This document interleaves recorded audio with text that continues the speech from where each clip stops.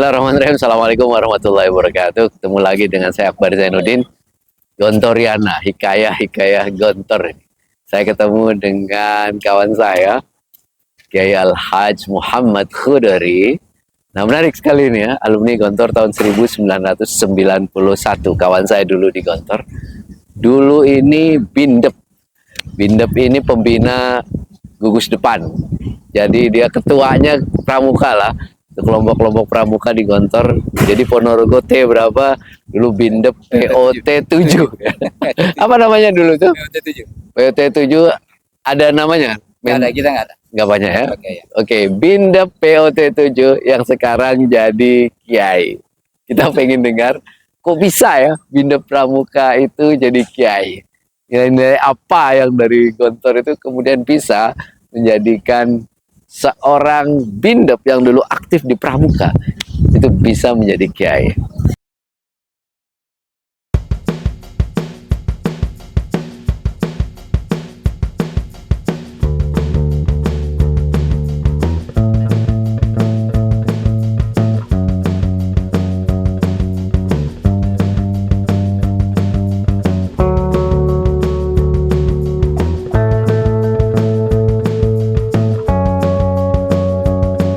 Ahlan wa sahlan.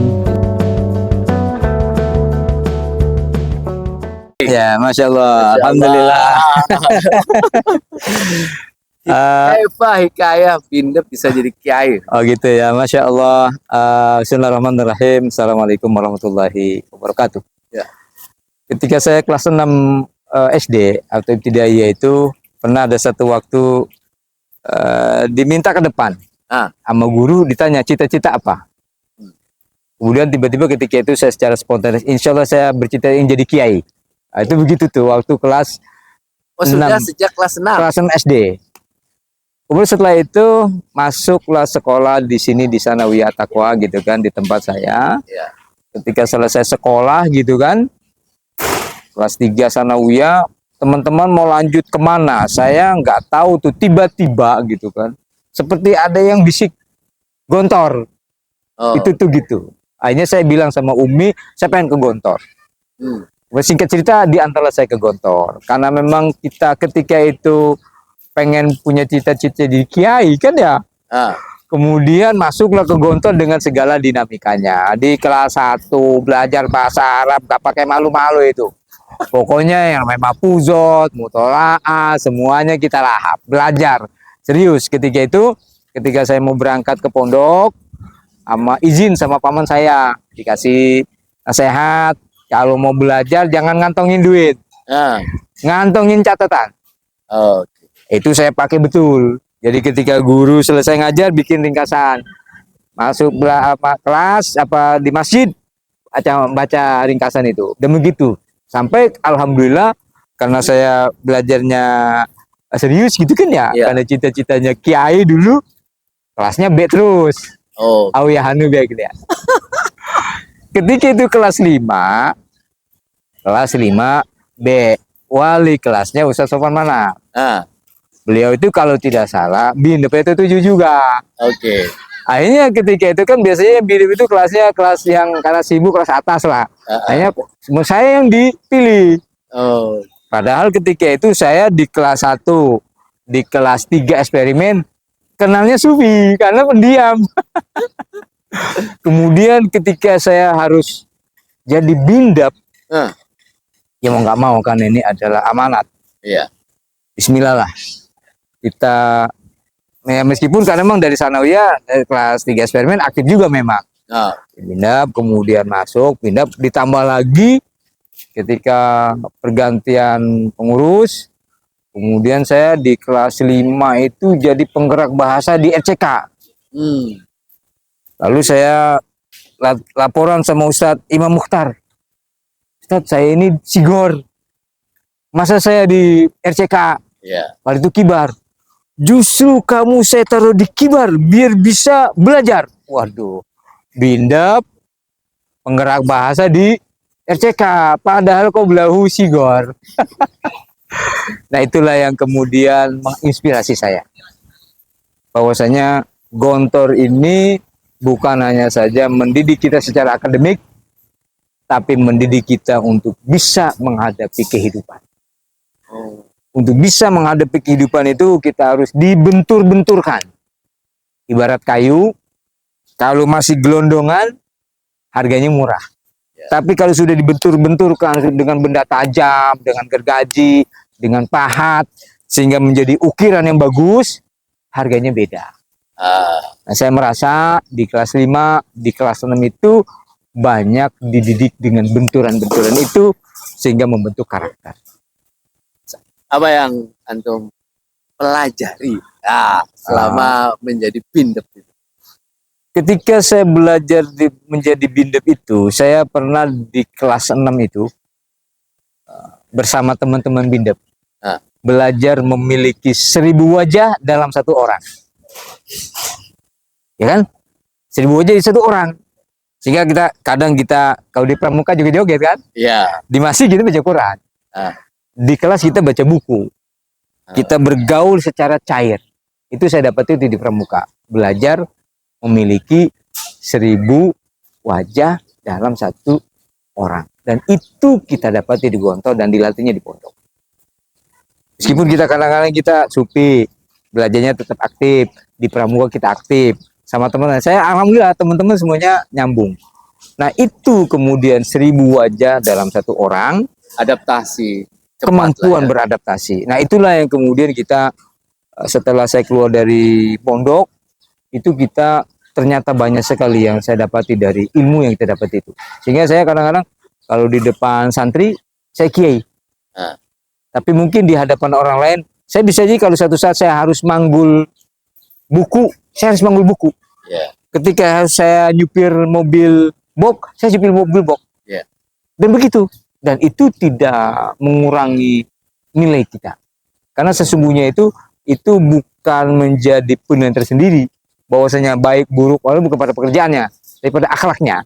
Kalau orangnya buruk, meskipun dia ustadz juga ya tetap buruk. Tapi kalau dia berperilaku baik, kita memiliki 1000 wajah dalam satu orang itu terlatih di pondok. Itu saya dapat di pramuka.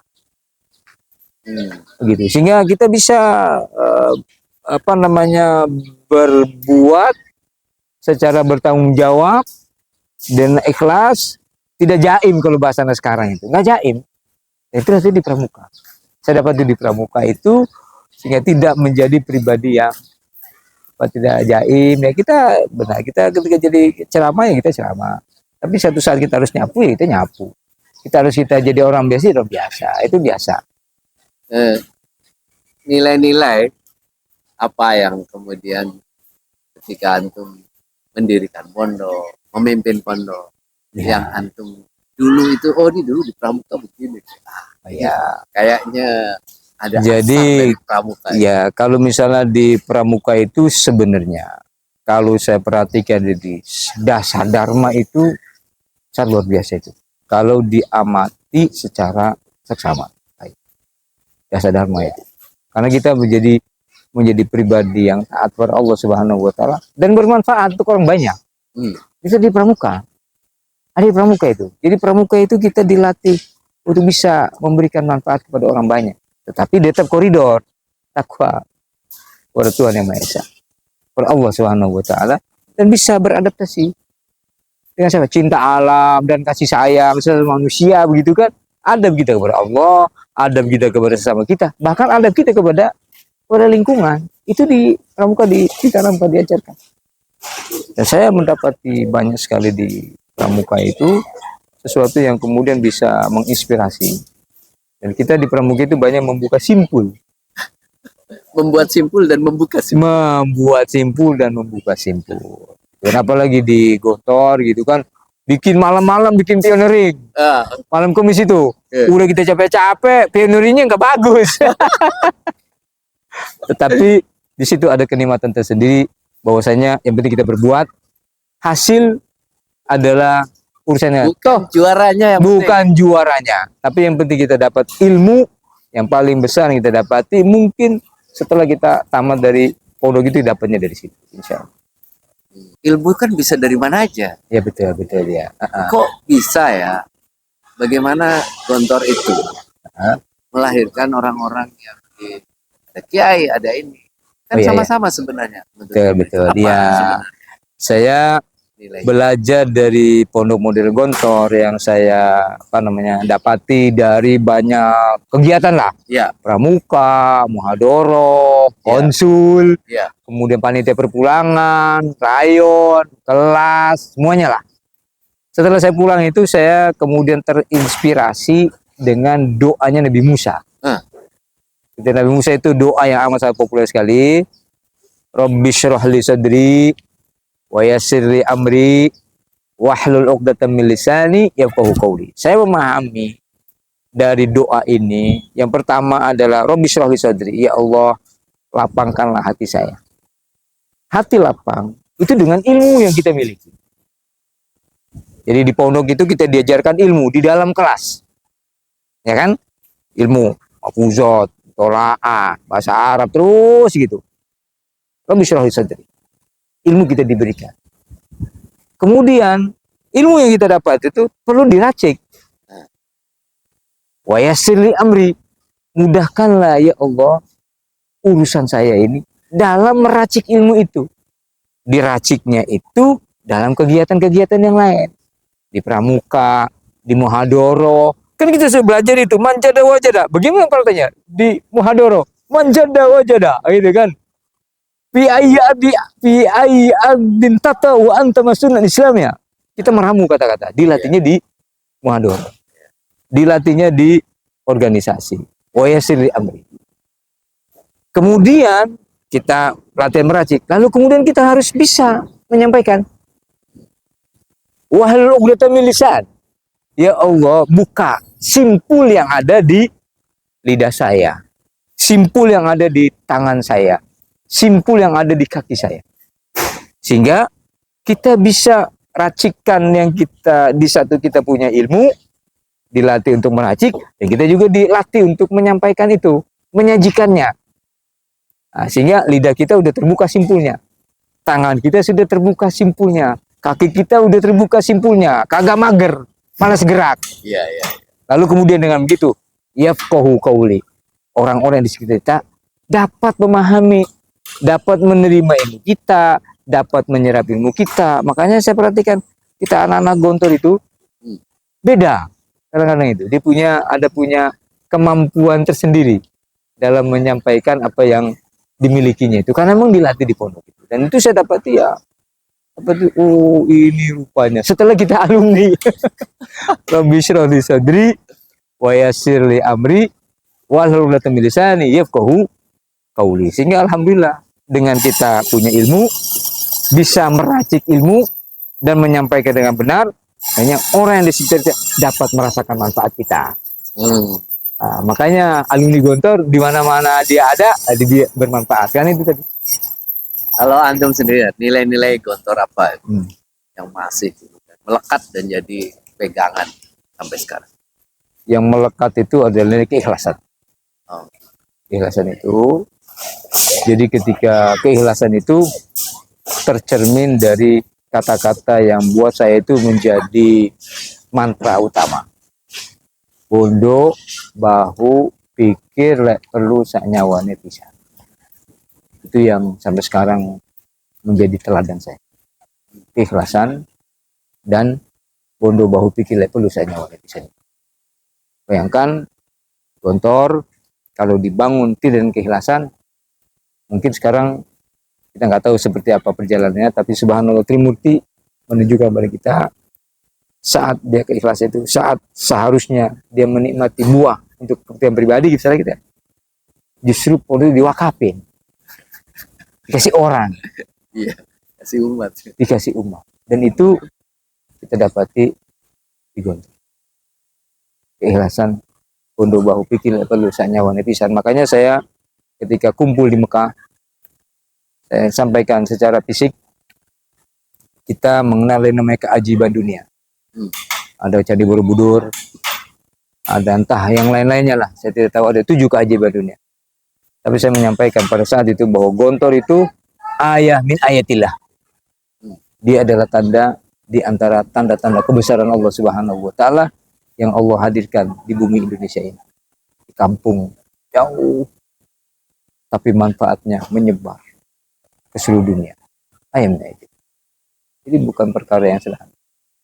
Dan yang terakhir yang saya dapati dari Gontor itu saat Pak Hasan itu apa, BPPM itu. Oh, Ya, itu. Saya pemugaran. pemuga BPM itu beliau menyampaikan bahwasanya bangunan boleh hancur, tapi nilai tidak boleh berubah. Itu kata-kata maknanya dalam. Bangunan boleh hancur, BPPM pun hancur, tapi nilai ya boleh berubah. Keikhlasan untuk bahu pikir lainnya, itulah yang kemudian menjaga Gontor dan santri-santrinya sampai bermanfaat ke seluruh dunia. Biasa. Dan pahalanya itu melimpah. Beliau, masa para pendahulu kita, guru-guru dan siapapun yang pernah mendidik kita di Gontor itu, sekarang mereka mendapatkan kenikmatan yang luar biasa di surga itu, di alam barzah, karena manfaat dari yang mereka cari sudah mereka dapati di akhirat. Kan doktrin itu, ittabi'u ma la yasrikum ajrun wa hum muhtadun. Mereka yang mereka cari akhirat. Al-hisab, dia menghisab. Mereka sudah dapat itu. Di Gontor nggak dapat apa-apa secara finansial, tapi di alam barzah dapatkan kenikmatan yang luar biasa. Mohon maaf menyela kasihkan Anda dalam menonton video ini. Pertama, terima kasih untuk selalu mendukung channel ini dengan cara like, share, dan subscribe. Yang kedua, dalam rangka 100 tahun Gontor, saya akan menuliskan wawancara pada video-video ini dengan tim saya, dan mohon doanya bisa menerbitkannya menjadi beberapa buku. Temanya 100, ada 100 profesor, 100 profesional, 100 pengusaha, 100 politisi dan ASN, 100 dai, dan 100 kiai alumni Gontor, dan ada satu edisi khusus tentang 100 alumni Gontor Putri. Tentu ini adalah sebuah kerja besar, karena itu saya mengajak dan membuka peluang Anda berpartisipasi, ikut membantu beramal jariah proses penulisan dan penerbitan buku ini melalui Saweria pada QR Code dan juga link pada deskripsi video ini. Jazakumullah khairan kasiran. Thank you very much. Terima kasih banyak. Syukran jazilan. Wah, ini mulainya bagaimana nih Pak Kiai? Ya, jadi awal mula pondok ini, jadi ibu saya itu dia adalah seorang guru ya, guru ngaji ya, yang merintis pendidikan masyarakat itu. Ada istilahnya dulu namanya nginep ngaji. Jadi anak-anak yang ada di kampus ini belajar baca Quran, belajar dasar-dasar agama di rumah Umi. Tetapi mereka itu kemudian sampai bermalam. Nginep ngaji. Oh, sampai nginep? Ya? Sampai bermalam, nginep ngaji. Ada istilahnya nginep ngaji. Itu awal mulanya. Sebagai kita ada gerakan namanya SMA. Apa itu? SMA itu Sholihah Minal An. Oh. Aywa. Jadi santri kita itu di samping panca jiwa, di samping moto, pondok modern, mereka itu ada doktrin tambahan. Yang pertama adalah SMA. Sholihah Minal An. Jadilah wanita sholihah dari sekarang, dan yakinlah bahwasanya kesuksesan Anda ada jalannya sendiri-sendiri. Gimana itu ada jalannya sendiri-sendiri? Artinya apa? Kalau misalnya bisa jadi Anda kemudian nanti menjadi guru, tapi guru yang sholihah. Ketika Anda bisa jadi menjadi sebagai ibu rumah tangga, tapi ibu rumah tangga yang sholihah, yang nanti dari ibu sholihah itulah akan melahirkan generasi-generasi terbaik yang dirindukan oleh bangsa. Jadi kita terinspirasi dari Umi. Sholihah itu tercermin dari 3. Yang pertama, wanita sholihah adalah wanita yang ada namanya at-ta'atu wa taukir. Dia wa taukir. Taat kepada Allah Subhanahu wa taala dan menghargai orang lain. Terutama adalah suaminya. Wanita sholihah. Kemudian yang kedua adalah as-salatu wa tilawah. Salat di awal waktu dan rajin baca Quran. Itu perempuan solehah itu harus gitu. Ya. Jadi sholat di awal waktu, dan rajin membaca Al-Quran tilawah. Kemudian as-sakha'u wal apa, harus dermawan, mau berbagi. Berbagi yang dia punya Apa ilmu, saja ya? berbagi ilmu, punya waktu, berbagi waktu, punya tenaga, berbagi tenaga. Nggak boleh bakhil. So, kalau perempuan itu dia bakhil, itu akan jadi petaka di rumah tangga itu. Tidak, Karena bukan hanya dirinya ya, ya, buat anak-anaknya juga Anak-anaknya sama juga. contoh dia ya. gitu ya. Jadi kita ingin gitu. Kemudian kita sering sampaikan kepada anak-anak itu, kalau bicara tentang kesuksesan itu ada yang sering saya sampaikan itu ada 3 wanita sukses yang menyejarah sampai hari kiamat. Model lah ya. Model itu disebutkan di Al-Quran. Yang pertama adalah Asia, istrinya Firaun. Asia, istrinya Oke, Firaun. istri Firaun. Istri Firaun kan. Ini di masa Firaun itu ada 3 Sri Kandi ya. Musa itu diselamatkan, dijaga dan dipelihara kesuksesannya oleh 3 perempuan. Yang pertama ibunya Nabi Musa, ibunya. Yang kedua saudaranya Nabi Musa, saudara kandung, Ya. Kemudian yang ketiga Asia, istrinya Firaun. 3 Istri raja ya. istri raja. Ini 3 Suri. 3 orang dia menjadi model pertama itu yang saya tanamkan di anak-anak itu. Betapa perempuan yang soleha, dia mendampingi orang yang zalim tapi dia tetap menjadi wanita yang soleh itu, tidak goyah keyakinannya. Dan dari kesalehan dia itulah Musa selamat dan bisa berdakwah. Oh iya ya, kalau nggak ada dia, Ya Firaun, istrinya Firaun itu. udah Itu. yang Udah menghalangi dia Betul. Ya. tidak dibunuh itu istrinya Istrinya Firaun. Perempuan itu. Jadi jangan jangan merasa minder Anda sebagai perempuan. Saya tunjukkan bahwa saya punya contoh dan teladan yang itu kita sampaikan begitu. Kemudian yang kedua adalah Maryam, ibunya Nabi Isa alaihissalam. Ibunya Nabi Isa alaihissalam. Dia contoh wanita yang sangat luar biasa. Itu kan dia rela untuk hanya di mihrab saja. Dia tidak kemana-mana. Benar-benar tidak kemana-mana. Di mihrab kan dia nazar kan. Ibunya Nabi Isa itu kan mamanya, artinya ibunya Nabi Isa, Maryam, ibunya Maryam itu. Nazar, ini nazar tulaka ma fi batni muharraran. Saya nazar nanti kalau anak saya lahir, saya mau kemana-mana, mau disuruh di mihrab saja. Lalu kemudian diasuh sama Nabi Zakaria. Oke. Ketika Nabi Zakaria ketika dia di masjid begitu kan, kullama dakhala 'alaiha Zakaria al-mihrab wajada indaha rizqa. Setiap kali Nabi Zakaria datang menjumpai Maryam, situ kok ada banyak rezeki gitu kan, rezeki. Nabi Zakaria terperanjat, "Anna laki hadza? Dari mana Maryam? Kok banyak sekali?" Langsung Maryam itu jawab, "Qalat huwa min indillah." Itu dari Allah Subhanahu wa taala. Saya bilang sama anak-anak itu, kalian tidak ada apa-apanya dibanding Maryam. Maryam di mihrab. Apa yang istimewa itu dari Maryam? Maryam itu adalah dia melaksanakan perintah Allah Subhanahu wa taala. Full taat pokoknya. Taat Allah Subhanahu Di wa taala. mihrab saja nggak kemana-mana. Bahkan sampai kan datang malaikat itu kan ingin memberikan dia anak. Ya kan? Ini ana rasulur rabbik. Li ahaba laki gulaman zakiya. Tapi kata Maryam, qalat ana yakun li gulam wa lam yamsasni bashar. Bagaimana mungkin saya harus punya anak, saya disentuh laki-laki saja tidak. Tapi dia harus mengandung. Kalau kadalik memang begitu. Tapi kalau biku alayya hayyin. Tapi Allah berjanji bahwa saya akan jadikan sebagai bukti kekuasaan Allah Subhanahu wa taala. Dan Maryam menerima itu. Oh, jadi ketaatan seorang wanita. Ya, nah ketaatan itu yang full. Kemudian ternyata taat itu mendatangkan rezeki. Sampai Nabi Zakaria kepincut. Nabi Zakaria kan gak punya anak. Nabi Zakaria kan gak punya anak.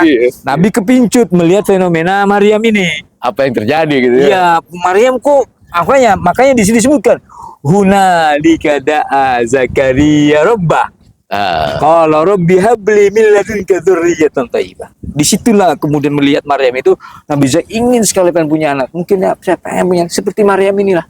Dikasih Masya Allah rezekinya melimpah. Nah itu wanita solihah yang diabadikan Al-Quran sepanjang. Kemudian yang ketiga adalah ibunya Nabi Ismail alaihissalam. Ibunya Nabi Ismail, Hajar itu dari Nabi Ibrahim dibawa ke Mekah, ditinggal, tetapi kemudian dia yakin, ya kan? Dia yakin, kemudian taat. Ditinggal di padang pasir, saya nggak bisa bayangkan. Tandus begitu kan? Nah, dia bilang, lalu luar biasa seperti itu. Begitu. Dan yang terakhir, yang keempat itu adalah para istri Rasulullah SAW, terutama Khadijah, radhiyallahu anha yang mendampingi Nabi, dan dia tidak mendapati Islam kecuali tantangan, kecuali penyiksaan, gitu kan. Dia tidak melihat Islam sukses, tetapi bahwasanya kita yang hidup sekarang, yang merasakan kejayaan, yang merasakan, tidak akan pernah lupa jasanya Khadijah radhiyallahu anha. Ya, kalau jadi ketika kita berjuang, belum tentu kita bisa merasakan kesuksesan pendamping hidup, yang sangat luar biasa. Ya. Nah, itulah yang kita harapkan dari santri kita itu menjadi wanita-wanita 4 model utama lah ya. Utama itu pertama pada kisahnya Nabi Musa alaihissalam, kemudian kisahnya Nabi Ibrahim alaihissalam, kemudian Nabi Isa alaihissalam, dan Rasulullah SAW, dan ulul azmi ini didampingi oleh wanita-wanita tangguh. Iya. Luar biasa. Karena kita punya doktrin SMA tadi, solehah munzulan. Munzulan. Jadi wanita solehah dari sekarang itu. Terakhir nih, oke. Ini visinya ke depan nih, pengen seperti apa ini pesantren At-Taqwa ini? Ya, tentunya visi ke depan kita itu seperti yang tadi saya sampaikan, solehah minalaan menjadi doktrin utama kita. Kemudian ke depan kita ingin gitu kan, mengambil bagian terpenting bagi perjalanan hidup berbangsa dan bernegara sebagai umat, dan juga sebagai umat yang kita berharap gitu kan, pondok ini bisa melahirkan orang-orang yang terbaik, yang bermanfaat untuk dirinya, keluarganya, dan masa depan orang yang ada di sekelilingnya. Kita harapkan seperti itu, dan tetap kita sampaikan ke mereka itu bahwasanya hidup ini adalah proses. Hidup ini adalah proses, dan saya sampaikan bahwasanya Allah Subhanahu wa Ta'ala telah menetapkan kesuksesan dalam setiap segmen kehidupan. Sebagaimana Allah telah menetapkan kesuksesan dalam setiap segmen kehidupan, begitu juga kegagalan dalam setiap segmen kehidupan. Dan yakinlah bahwasanya selagi Anda tetap berusaha, Anda tidak akan pernah ketemu dengan kegagalan. Jadi al-fashal al-hakiki antakufa anil muhawalah. Anda akan gagal kalau Anda berhenti berusaha. Selagi Anda terus berusaha, suatu saat nanti Anda pasti akan ketemu dengan kesuksesan, apapun bentuk kesuksesan itu. Karena faktanya ada tukang pulung, tapi dia sukses. Betul. Orang Madura itu tukang pulung. Tapi yang dibeli tadinya cuma mengumpulkan sampah-sampah yang terbuang, tidak ada harganya. Tidak ada harganya. Tapi kemudian sudah sukses sampah kapal. Kapal sampah dibeli, ya kan? Sampah pabrik Toyota, pesawat tempur, pesawat tempur. Saya ketemu orang, ya Allah, mau kemana? Mau beli pesawat tempur katanya. Sampahnya Allah Akbar. Itu kan sukses. Ada sampai seperti gitu. Dia tapi sukses. Bahkan saya bilang ada seorang ibu, ibu yang sukses. Dia hanya ibu biasa, tapi dia bisa mengantarkan anaknya jadi profesor. Ya, betul. Berarti gini ibu rumah tangga. Tapi dia sebagai ibu yang sukses. Nah, itu saya ada model ya, ada teman saya Bindep itu. Luar biasa ya. Ustadz Subhan Abdul Acim.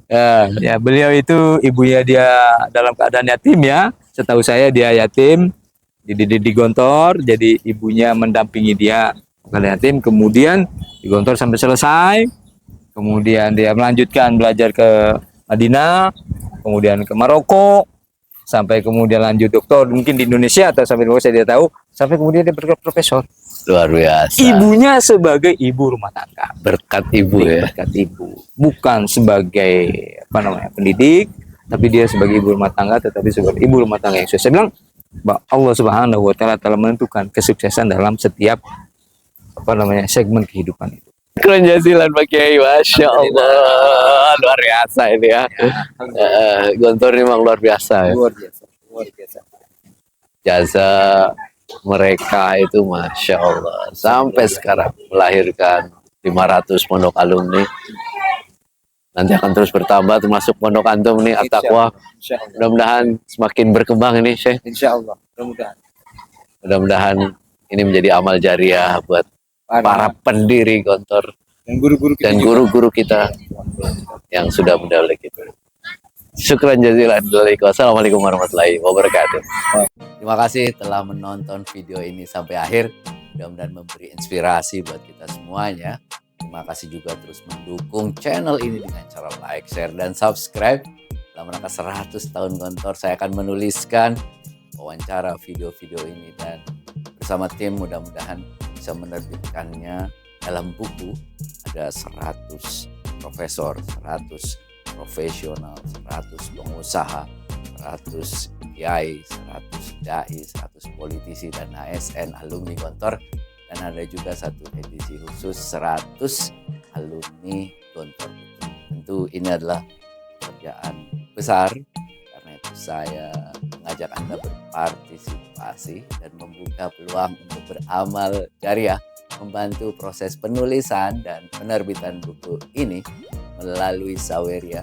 Ada QR code atau link pada deskripsi video ini. Terima kasih, jazakumullah khairan kasiran. Assalamualaikum warahmatullahi wabarakatuh.